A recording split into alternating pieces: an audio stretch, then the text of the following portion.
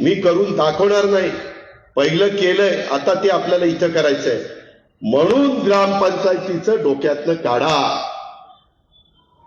नाही तर भावकी, वरची आळी, खालची आळी, माडीवाले, लाख्याचं घर आणि आमक्याचं घर. अरे काय चाललंय रे. ठीक आहे ना. आणि 6 फायटर दिले, 6 फायटर. काय 6 फायटर. शिवाजीराव कसे होते राव, काय दिले, पिताजी कसे होते.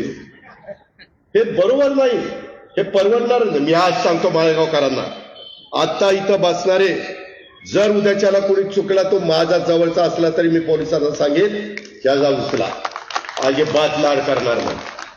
आमच्या प्रत्येक आया बहिणीकडे त्यांनी आमच्या बहिणीच्या नात्याने, मातेच्या नात्यानेच बघितलं पाहिजे, मुलीच्या नात्यानेच बघितलं पाहिजे. वेडेवाकडे जर कोणाचे व्यवसाय असतील तर तुम्ही मला सांगा, मी त्याचा बंदोबस्त करीन. पोलीस स्टेशन कसं झालंय, चांगलं झालंय ना. तुम्हाला जायला नाही गेलं, तिथं जर कोणावर अन्याय झाला तर जावा, तिथं लॉकर पण केलंय छोटा.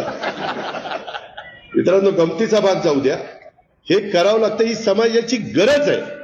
कारण काही विकृती असते, काही जण नालायक कुठंतरी दारूच्या भट्ट्या काढतात, कुठंतरी काहीतरी करतात, कुठंतरी कुणाच्या तरी अंगावर गाडी घालतात, कुठंतरी रॉंग साईडनं जातात आणि मग ऍक्सिडेंट होतो.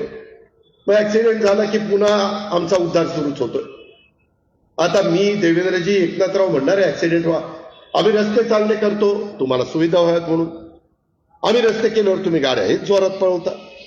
काही जण त्या मोटरसायकलचं काही सायलेन्सर काढतात, टॉटॉटॉ करून जातात. पोलिसांना म्हणलं त्यांना पकडा चांगलं. परवा तर आम्ही ठरवलेलं आहे, आता हे असलं चुकीचं वागतील ना, त्यांना बेडा घालायची आणि त्यांची वरात काढायची गावात, त्यांची मिजासच उतरायची. कायद्याच्या नियमाच्या चौकटीमध्ये राहून